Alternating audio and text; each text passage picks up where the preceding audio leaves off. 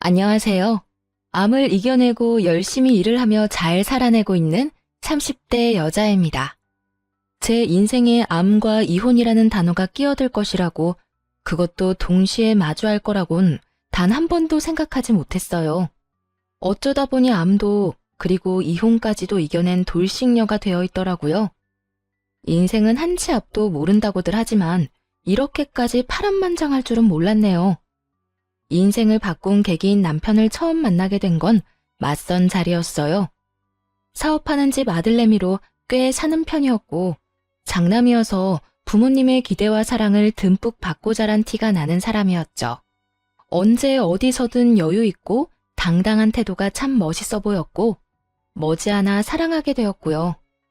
남편 역시 저에게 관심을 보였고, 그렇게 연애를 시작했네요.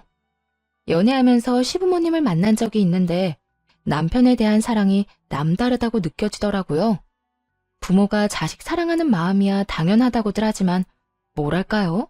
두 분의 모든 관심이 오로지 남편에게 쏠려 있다는 생각이 들 때도 있었거든요. 오죽했으면 시누이가 이런 말까지 할 정도였으니까요. 언니, 나 시집 일찍 간 거 알고 있죠? 그게 다 제가 한평생 장남 사랑에 뒤로 밀리다 보니 사랑에 목말라서 결혼을 빨리 해버린 거라고요. 그러니까 언니, 혹시나 우리 오빠랑 결혼할 거면 우리 부모님을 어떻게 감당해야 할지 미리미리 생각하는 게 좋을 거예요. 이때 시누이의 말을 새겨들었다면 지금 더 나은 모습이었을까요? 그땐 시누이의 말이 괜스레 하는 말이라고만 생각했고, 그래서 그저 웃으며 대수롭지 않게 넘겼어요. 결혼을 준비하는 과정도 순조로웠죠.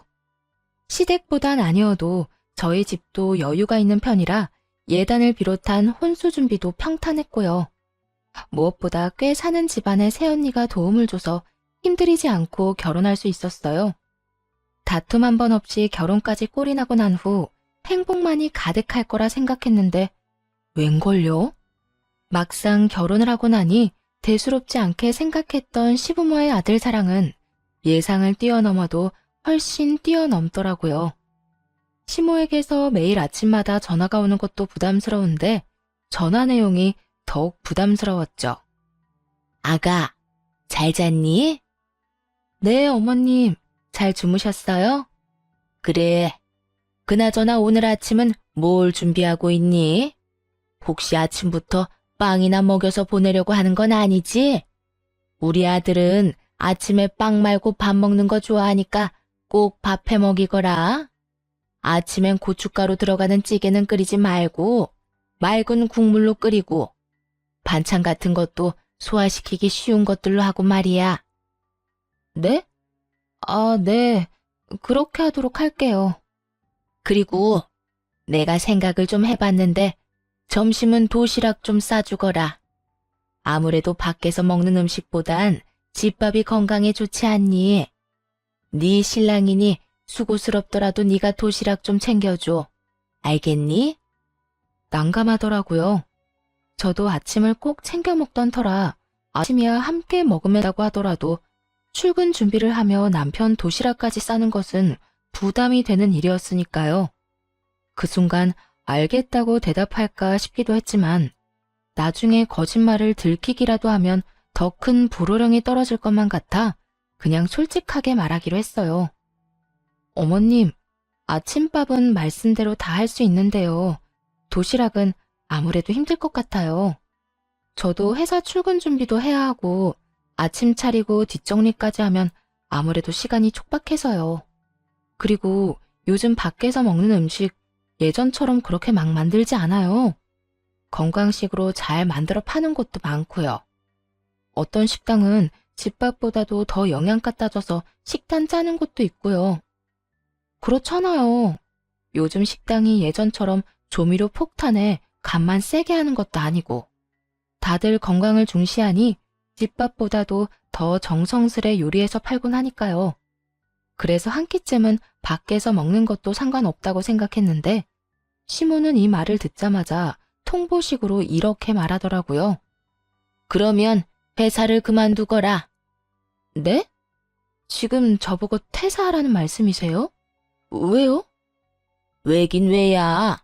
너 출근 준비 때문에 우리 아들 도시락 못 사준다고 했잖니. 그까짓 회사 다녀봤자 몇 푼이나 번다고 우리 아들 도시락을 못 사주니?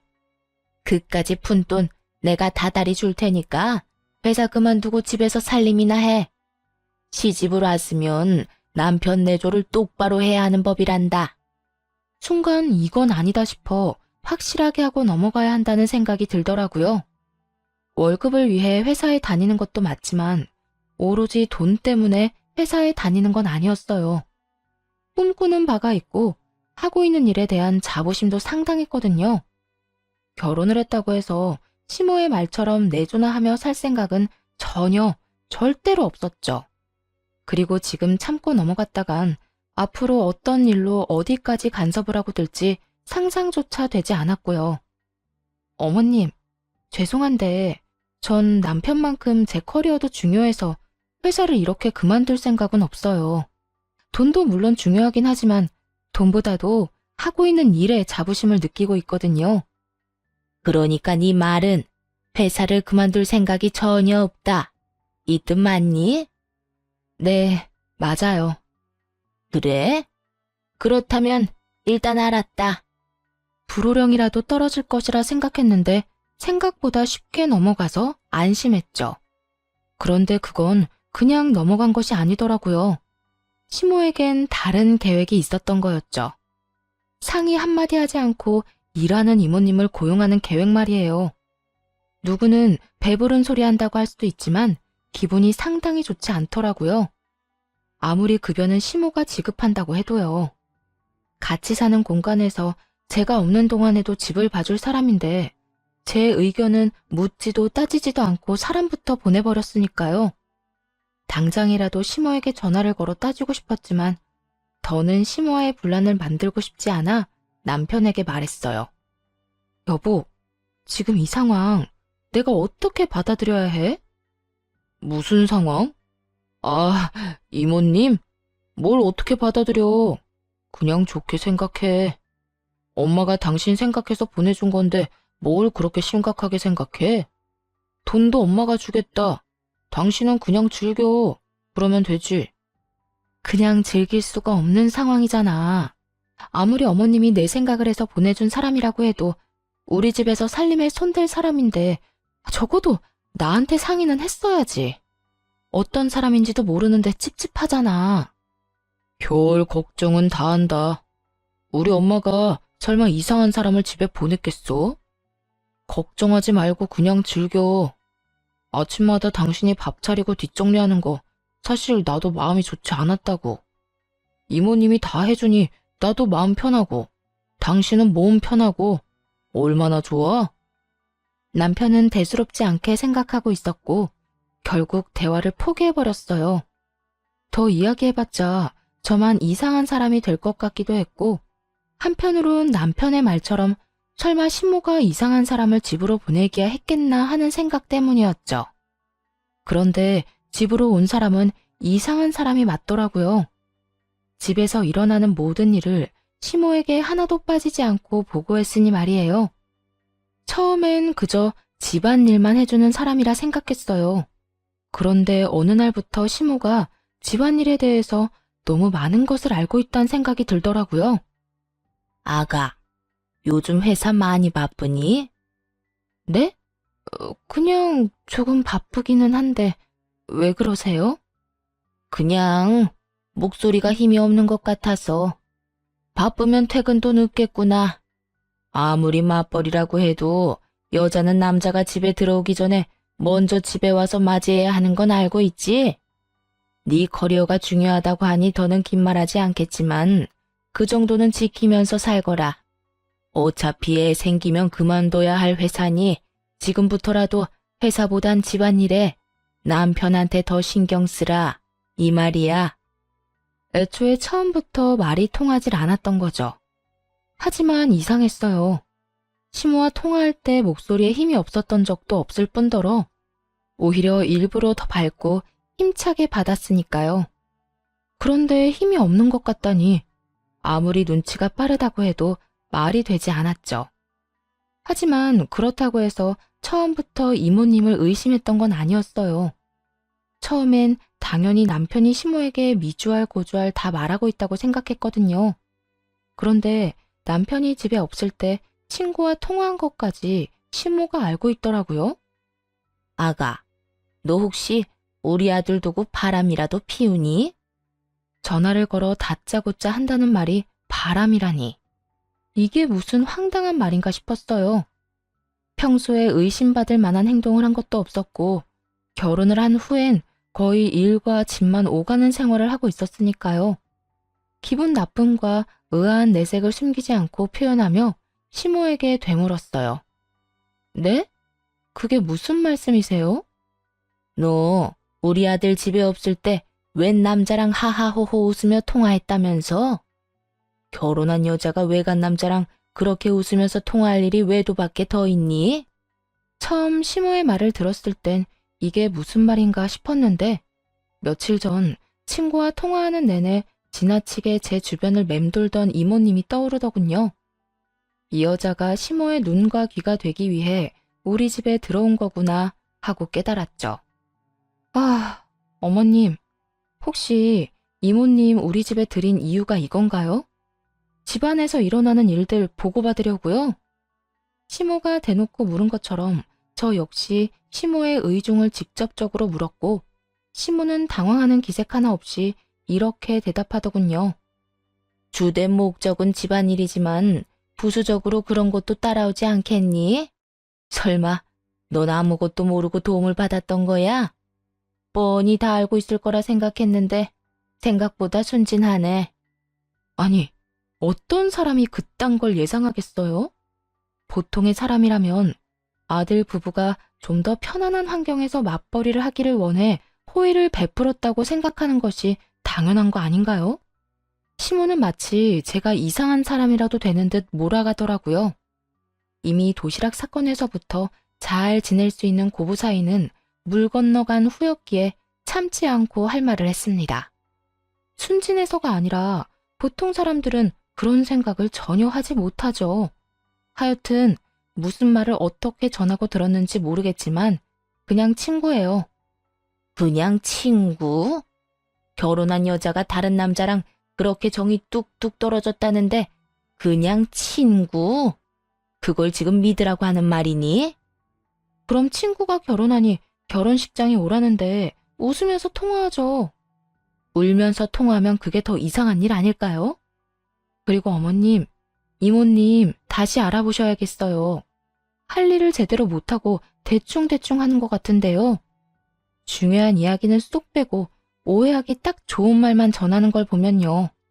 꼭 이혼하라고 고사라도 지내는 사람 같잖아요. 그건 내가 알아서 할 문제고 넌 친구든 뭐든 남자는 멀리하고 행동 똑바로 하고 다니렴. 괜한 소리 내 귀에 들리게 하지 말란 말이야. 혹시 그런 기분 아시나요? 말이 말 같아야 화도 나고 성질도 내볼 텐데 시모가 하는 말은 전혀 말 같지도 않아서 화도 나지 않더라고요.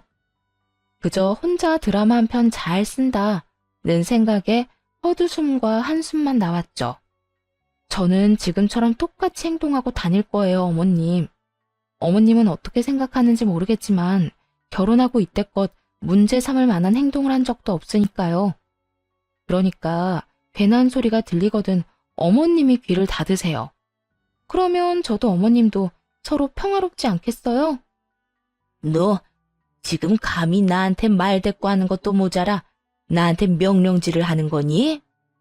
그렇게 느끼시면 그렇게 생각하세요. 그리고요, 어머님.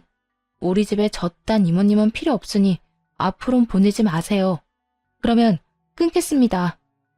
전화를 끊고 시모의 말을 곱씹으면 곱씹을수록 어이가 없더라고요. 어이가 없어 소리를 내 웃으며 머리를 쓸어 넘겼고 말을 전한 이모님은 그저 제 눈치를 살피며 안절부절 못하고 있었죠. 그렇게 한참 불편한 상황이 이어지고 있는데 남편이 집으로 들어왔어요. 소파에 앉은 제 표정이 남편의 눈에도 좋지 않아 보였는지 바로 곁으로 와 이유를 묻기 시작하더라고요. 여보, 표정이 왜 그렇게 살벌해? 무슨 일 있었어? 일 많았지. 혹시 당신은 알았어? 저 이모님, 우리 집안일 해주는 게 주된 일이고, 부수적으로는 우리 집에서 일어나는 모든 일을 어머님께 보고하고 있었단 거? 다시 되짚어봐도 시모의 행동이 이해가 안 되는데, 남편은 태연하게 이렇게 대답하더라고요. 그래? 진짜 몰랐네. 그런데 여보, 그게 그렇게 화낼 일이야? 그럴 수도 있는 일 아닌가? 뭐? 당신 지금 뭐라고 그랬어? 그렇잖아. 이 넓은 집에서 살면서 당신 살림 신경 쓰지 말라고 사람도 보내줬는데 그 정도는 우리가 각오했어야 하는 거 아닌가 해서 말이야. 시모에게 들을 때는 화가 나지 않았는데 남편의 입에서 똑같은 말을 들으니 참을 수 없이 화가 나더라고요. 잘 들어. 당신이랑 어머님은 어떻게 생각하는지 모르겠는데 난 전혀 그렇게 생각 안 해. 지금 당신 집에서 나한테 하는 이 모든 행동들 엄청 경우 없는 행동일 뿐만 아니라 해서는 안 될 행동이라고. 도대체 며느리 감시하려고 집으로 사람 보내는 시댁이 어디에 있어? 당신 지금 우리 집 욕하는 거야? 배울 만큼 배웠다는 사람이 어떻게 이렇게까지 유치한지. 5살짜리랑 이야기해도 이것보단 수준이 높겠다 싶었어요. 결혼하기 전엔 전혀 몰랐던 모습을 본 날이었죠. 좋게 설명해도 남편은 똑바로 들을 생각이 없어 보였고 전 저대로 답답하고 화가 나는 상황이 반복됐죠. 당신은 이 상황이 얼마나 잘못된 건지 전혀 모르는 것 같네. 잘못은 확실히 짚고 넘어가자는 말이야. 꼭 이렇게 잘잘못을 따지고 들어야겠어? 우리 엄마 입장에선 걱정이 될 수밖에 없다. 이렇게 심플하게 생각하면 이해 못할 상황도 아니잖아. 당신이야말로 이건 상대방 입장에선 정말 기분이 나쁠 법한 행동이구나 하고 생각하면 끝날 문제 아니야? 누가 봐도 비상식적인 행동을 한 사람은 어머님인데 왜 나한테 이해를 강요해? 그래, 당신 참 잘났어. 그래서 내가 어떻게 해주길 바래? 엄마 대신 무릎이라도 꿇고 빌기라도 했으면 좋겠어? 꿇으라고 하면 꿇을 수는 있고 마음에도 없는 말 하면서 비꼬지 마. 당신만큼 나도 기분 나쁘니까. 남편은 더는 할 말이 없었는지 씩씩거리더니 부부싸움을 구경하던 이모님을 내보내더군요. 앞으로 올 필요가 없다고 하면서요. 남편은 끝까지 시모의 잘못을 인정하지 않았고 첫 부부싸움은 그렇게 서로의 기분만 상한 채 끝이 났어요. 부부간의 싸움은 끝이 났는데 시모와의 싸움은 그때부터가 시작이었죠. 돈 받은 값은 확실하게 하는 건지 이모님이 저희가 싸웠던 일을 시모에게 다 말한 모양이더군요. 다음날 아침부터 시모에게 전화가 왔고 다짜고짜 언성을 높이며 화를 내지 뭐해요? 네가 감히 내 아들한테 훈계질 따위를 해? 하늘 같은 남편한테 건방지게 큰 소리 치라고 네 친정에서는 그렇게 가르치든? 어디서 가정교육을 그따위로 받고 온 거야? 2번 다시 내 아들한테 그따위로 굴지 마라. 알겠어? 어머님이 저한테 이런 식으로 굴지만 않는다면 남편과 싸우는 일도 큰 소리 치는 일도 없을 거예요. 그리고 친정 이야기도 그런 식으로 하지 말아주시고요. 그런 식이라고 했니? 네가 이따위로 구니까 네 친정 이야기가 그딴 식으로 나오는 거란다. 친정 욕먹는 게 싫으면 언행을 똑바로 했어야지. 제가 똑바르게 안 한 건 또 뭔데요? 어머님이야말로 똑바로 하세요. 다 큰 아들 부부 일에 일일이 간섭하는 것도 모자라 집안에 사람을 들여 감시하는 몰상식한 행동까지 한 사람이 그런 말 하는 거 하나도 와닿지 않으니까요. 뭐야? 몰상식? 너 지금 말 다 했니? 아니요, 아직 남았어요. 어머님, 제가 마지막으로 한마디만 더 할게요. 계속 이런 식으로 저희 가정 일에 간섭하고 혼수 두잖아요? 그러면 저 그 잘난 집안의 이혼남 아들이라는 오점 하나 진하게 남겨드릴 테니 그런 줄 아세요. 이 말에 시모는 잠시 멈칫하더라고요. 평소 시부가 입버릇처럼 한 말이 있었기 때문이었죠. 시부는 저희가 결혼 이야기를 꺼냈을 당시부터 자기 가정 하나 지키지 못하는 사람은 회사 일도 못할 거라 했죠. 무슨 일이 있어도 이혼만은 안 되니 신중하게 결정하라고 하면서요. 이전부터 시부의 사업을 남편에게 물려줄 생각이었던 모양이에요. 그리고 이 말은, 즉 이혼을 하면 회사도 물 건너가니 알아서 하라는 말이기도 한 거죠. 그러니 제 입에서 나온 이혼이라는 말이 나오자 시모가 멈칫할 수밖에 없었고요. 뭐라고? 너 지금 이혼이라고 했니? 나 협박하는 거야? 아니요.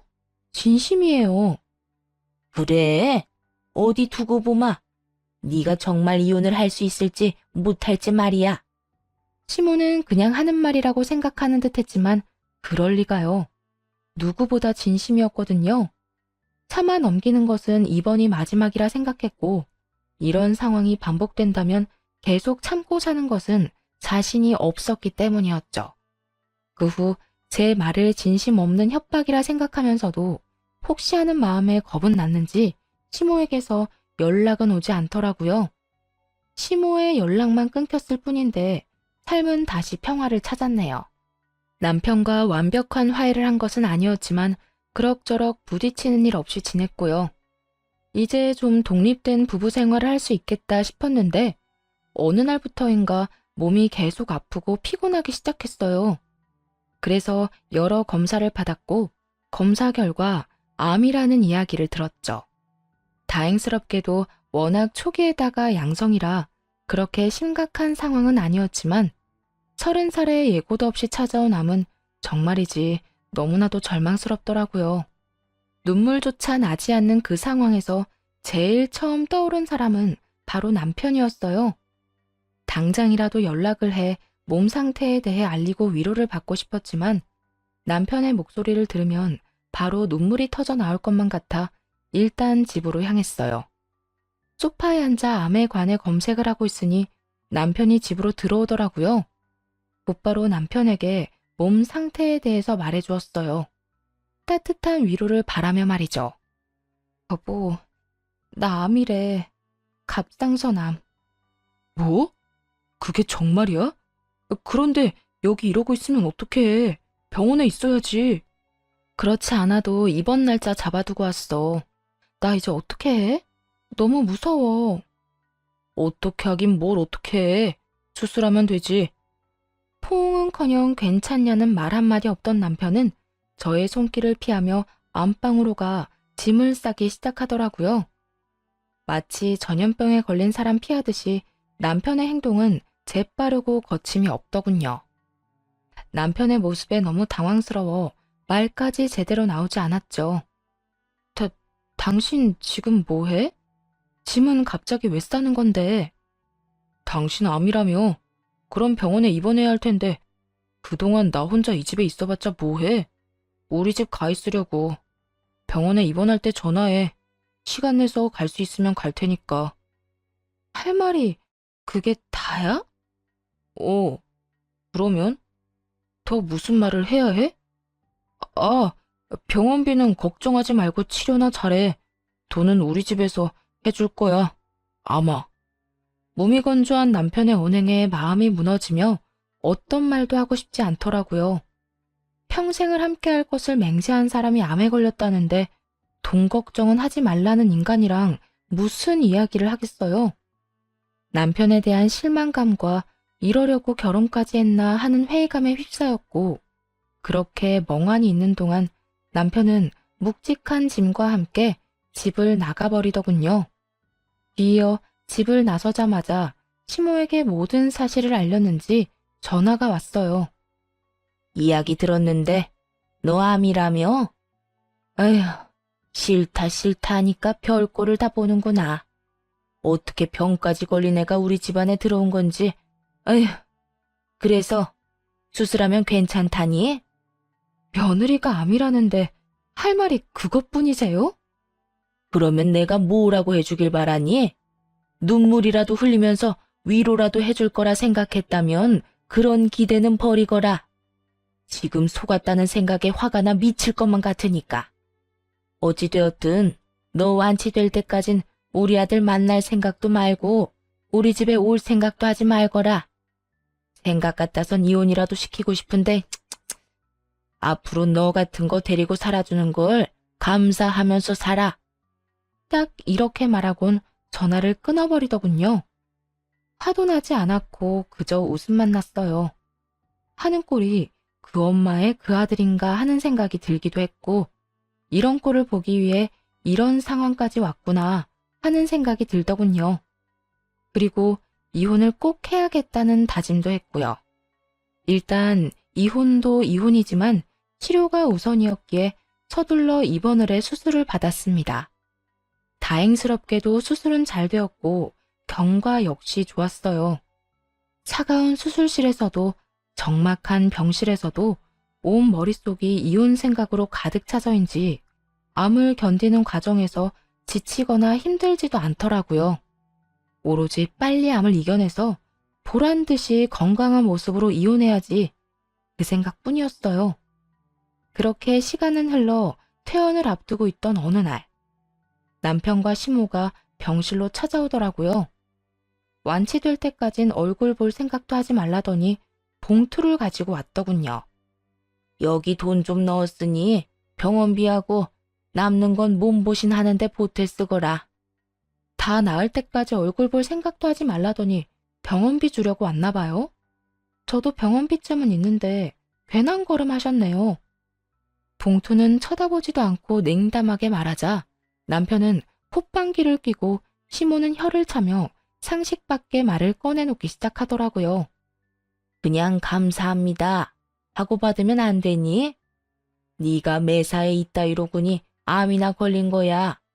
아휴, 말싸움 하려고 온 거 아니고 할 말이 있어서 왔다. 너도 알다시피 우리 집은 손이 귀한 집이다. 그런데 네가 이런 병까지 걸렸으니 네 몸에서 우리 귀한 손주를 보는 건 아무래도 찝찝해서 말이다.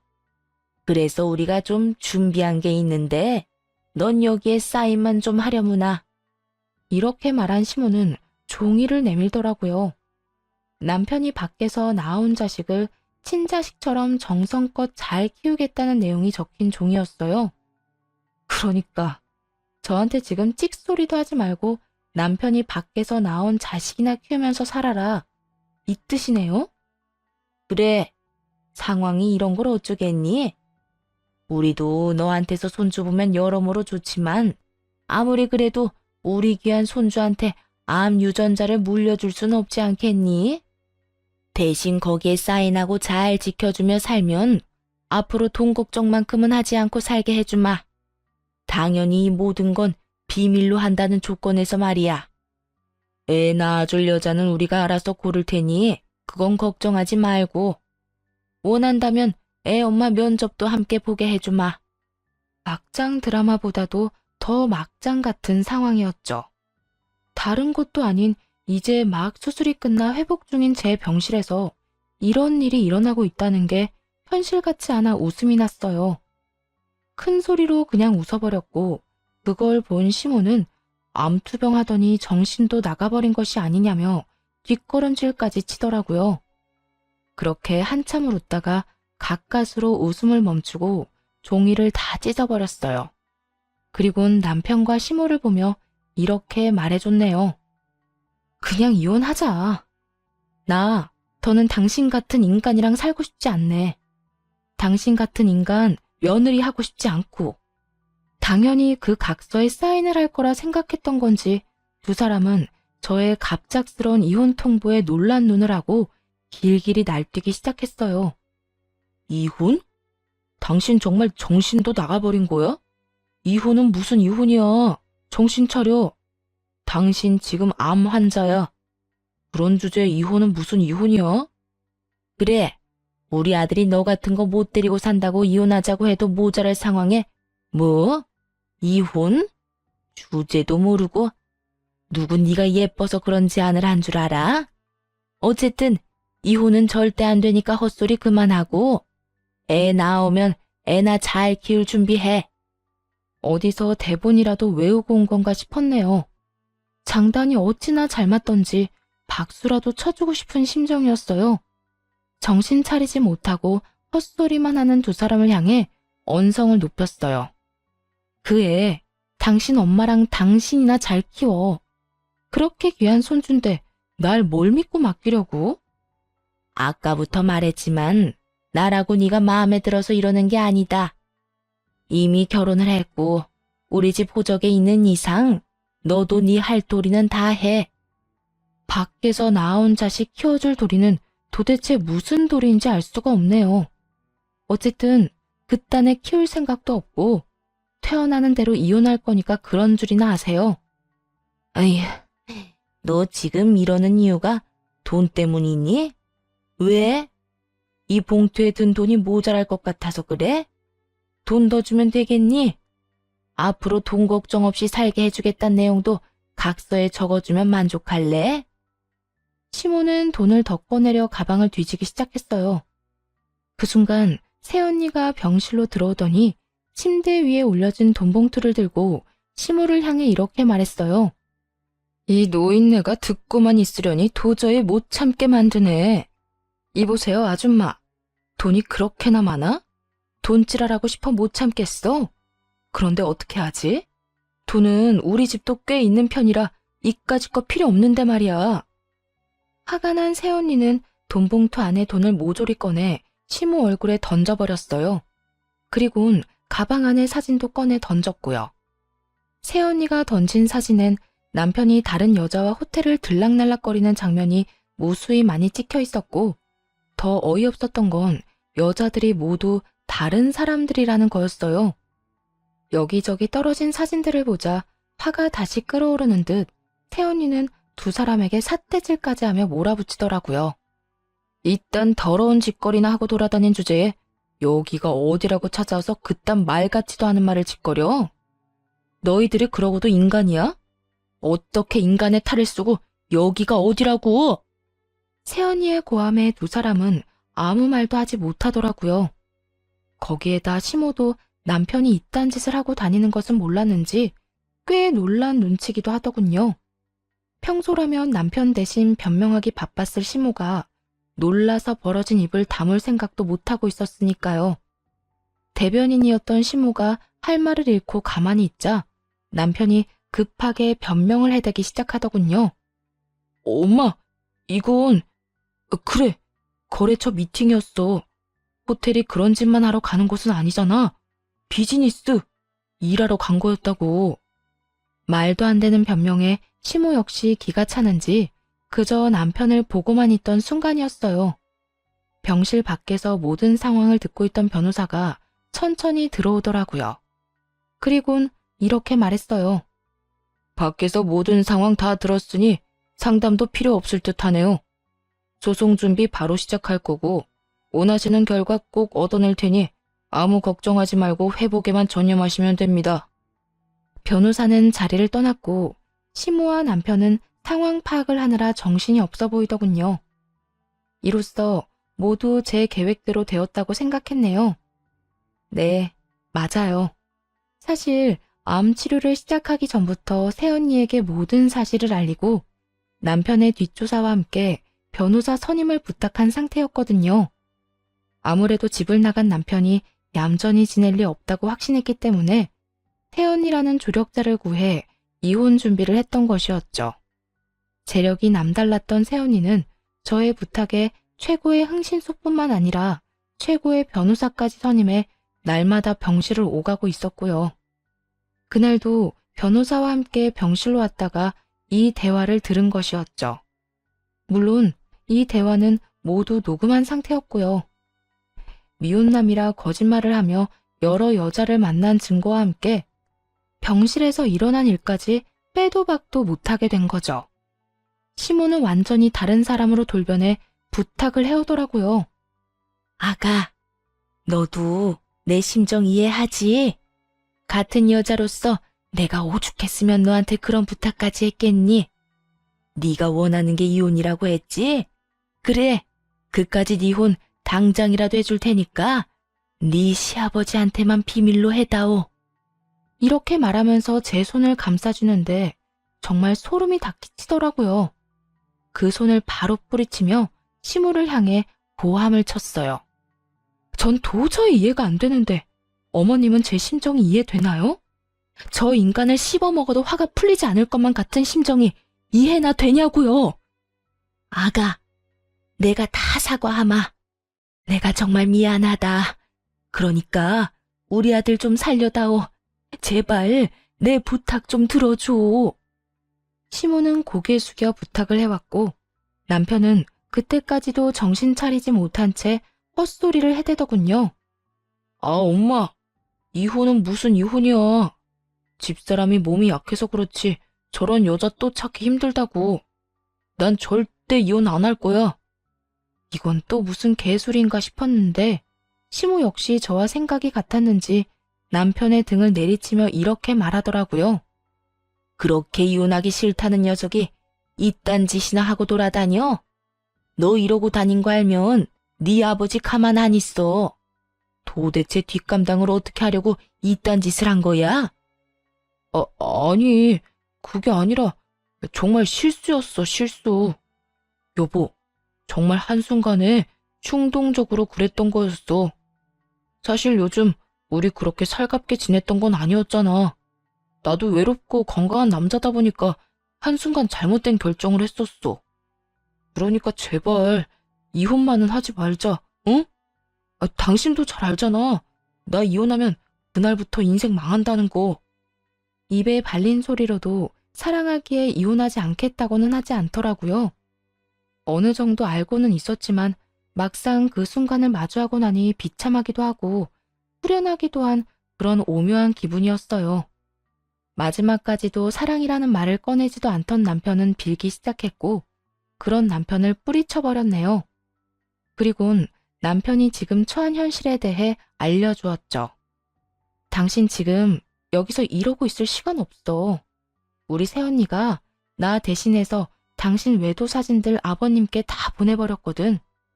남편과 시모의 눈이 동시에 커지더군요.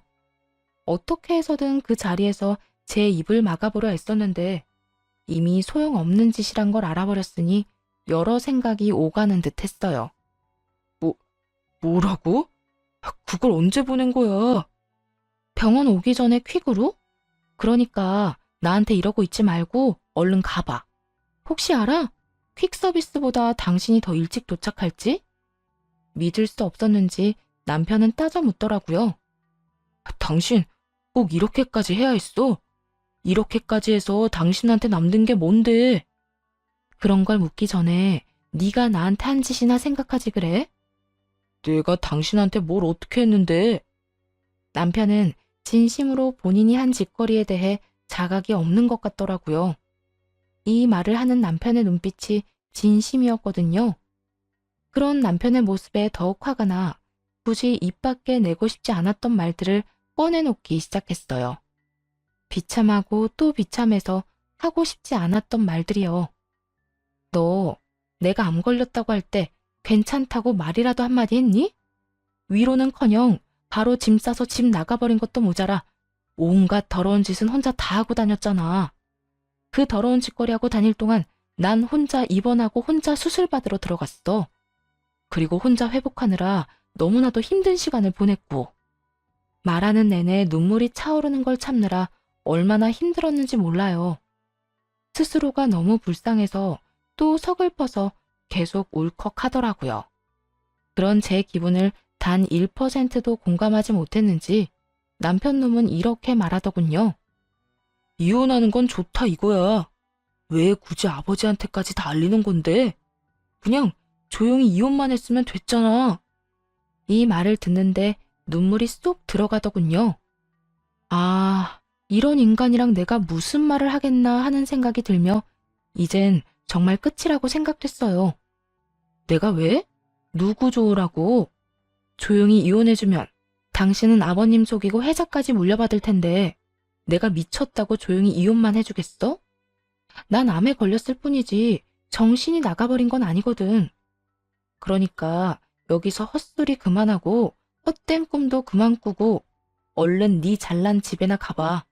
가서 싹싹 빌기라도 해야 빠져나갈 구멍이라도 생기지 않겠어? 이혼은 무조건 할 거니까 얼른 네 집이나 가봐. 당장 내 눈에서 꺼져줘 제발. 그제야 남편과 시모는 저를 설득하는 것이 소용없다는 걸 깨달았는지 불이 나게 뛰어나가더라고요. 하지만 둘이 아무리 빨리 간다고 해도 외도 사진은 시댁이 아닌 시부의 회사로 보내버렸으니 소용없는 짓이었지만요.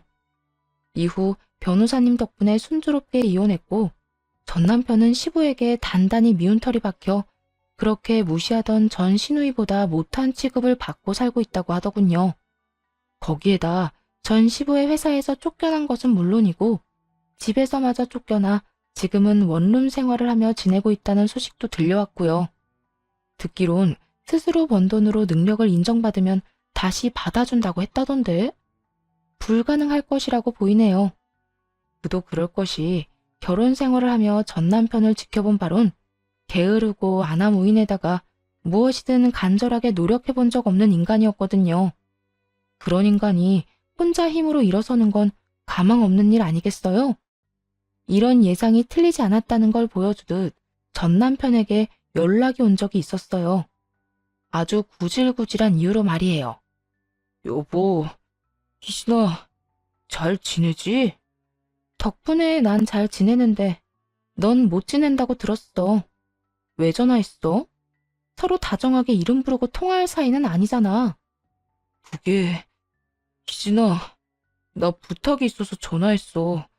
혹시 나 돈 좀 빌려주면 안 될까? 내 이야기 다 들었으면 알겠지만 우리 아버지 내가 제대로 된 성과를 내야 다시 받아주시겠대. 그런데 너도 알다시피 내가 남 밑에 들어가서 일할 성격이 못 되잖아. 그래서 사업을 하려고 하는데 돈이 없어. 아버지가 돈줄도 다 막아버렸거든. 그러니까 네가 다시 네 집구석으로 돌아가려고 사업을 하려고 하는데 그 사업 자금을 나한테서 빌려가겠다는 거야? 너 진짜 제정신 아니구나. 너 같으면 너한테 땡전 한 푼이라도 주고 싶겠니? 주는 게 아니고 빌려달라는 거라니까. 어쨌든 난 너한테 내 돈 10원도 빌려주기 싫으니까 다신 이런 걸로 연락하지 마. 희진아, 그렇게 냉정하게 굴지 말고 한 번만 좋게 생각해줘. 너도 나한테는 사랑했잖아. 사랑했던 남자가 평생 구질구질하게 살면 네 마음이 편안하겠어? 나도 잘 되고 너도 잘 되면 다 좋은 거잖아. 서로의 행복을 빌며 이혼하는 사람들이 몇이나 된다고 전 남편은 양심도 없는지 그 몇 안 되는 케이스 중 하나가 자신이라고 큰 착각을 하고 있더군요. 그래서 그 착각을 산산조각 내주었어요. 웃기시네 진짜. 야, 정신 차려. 난 너 잘 되라고 이혼한 게 아니라 그 모양 그 꼴로 평생 살라고 이혼한 거야. 그러니까 이런 연락 다시 하지도 마. 알겠어? 미친 소리를 하는 전 남편의 전화를 끊어버렸고 그렇게 그 집구석과의 인연도 끝이라고 생각하며 지냈어요. 그런데 이번엔 원망이 가득 찬 얼굴로 전 시모가 찾아와 난동을 피워대더군요. 휴대전화가 불이 나게 연락이 오곤 했는데 모든 연락을 차단하니 결국 찾아온 것이었죠. 이년아, 내 아들 그 골방에 밀어놓고 넌 속 편히 잘 살고 있나 보네. 내 아들 인생 망쳐놓고 넌 행복하니? 행복해? 그렇게 잘난 아들 스스로 다시 일어나도록 노력이나 좀 해보라고 하세요. 그리고 그 아들이 그렇게 망해버린 건 제 탓이 아니라 그 아들 탓이라고요. 인생을 그따위로 살았으니 그딴 결말을 맞이한 거죠. 뭐야? 이년이 너 말 다 했어? 덜 했어요. 앞으로는 이렇게 찾아오지도 마세요. 저는 그 집 식구들 보고 싶지도 않고 이야기 듣고 싶지도 않으니까. 뭐 좋은 사이라고 이렇게 찾아와서 난동을 피우는 거예요? 너 지금 난동이라고 했니? 진짜 난동이 뭔지 보여줘? 전 시모는 순식간에 저를 밀고 집으로 들어오더니 닥치는 대로 물건들을 던지기 시작했어요. 처음부터 너 같은 건 집에 들이는 게 아니었어. 아니었다고. 그 오점 하나 없던 내 아들이 니까지 것 때문에 골방 생활을 하고 있다는데 뭐? 책임이 없다? 다 내 아들 잘못이다? 고작 그딴 말이나 듣자고 내가 여기까지 찾아온 줄 알아? 당장 내 아들 책임지고 나한테는 무릎 꿇고 빌어. 다 잘못했다고 빌란 말이야. 잔뜩 흥분한 전시모는 이미 정신이 나가버린 상태였고 섣부르게 대항했다간 다칠 수도 있겠더라고요. 그리고 똥이 무서워서 피하나요? 더러워서 피하지. 전시모의 난동이 시작되자 경찰에 전화를 걸어 신고해버렸고 얼마 지나지 않자 경찰관들이 와 시모를 데리고 가버렸죠. 그 후 전시모가 입힌 피해는 다 보상을 받았지만 도저히 화가 풀리진 않더라고요. 똑같은 일이 또 반복되지 말란 법도 없기도 하고요. 그래서 전 시부에게 전화를 걸어 전 시모가 어떤 행동을 하고 돌아다니는지 모든 것을 알렸죠. 아버님, 잘 지내시죠? 그래, 넌 괜찮니? 몸은 좀 어때? 내가 먼저 연락해본다는 게 너한테 면목이 없어서 연락도 못했구나.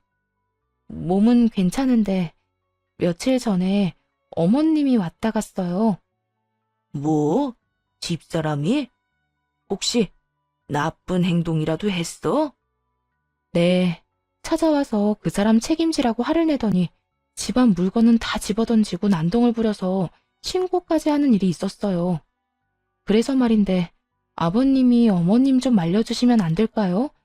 곧 이사를 하긴 할 건데 그동안만이라도 마음 편히 지내고 싶어서요. 통화를 하던 당시 전 시부의 옆에 전 시모도 있었는지 이 말이 끝나자마자 전 시부가 전 시모에게 호통을 치는 소리가 들렸어요. 전 시모의 무조건 잘못했다는 목소리도 들려왔고요. 지금 다신 가지 않겠다는 다짐 받아냈다. 다신 찾아가거나 연락하는 일은 없을 게야. 미안하구나. 그렇지 않아도 여러모로 힘들 텐데. 네가 참 고생이 많구나. 아니에요. 이런 일로 연락드려서 죄송해요. 아니야, 괜찮아. 앞으로 이런 일 있다면 무조건 연락해다오. 내가 다 처리해 줄 터이니. 전 시부와의 통화는 확실히 효과가 있었어요. 더는 전 시모나 전 남편이 찾아오거나 연락이 오는 일이 전혀 없었으니까요. 들려오는 이야기엔 전 시모는 저를 찾아온 일 때문에 집에서 쫓겨났을 정도로 큰 곤욕을 치렀다고 하더라고요.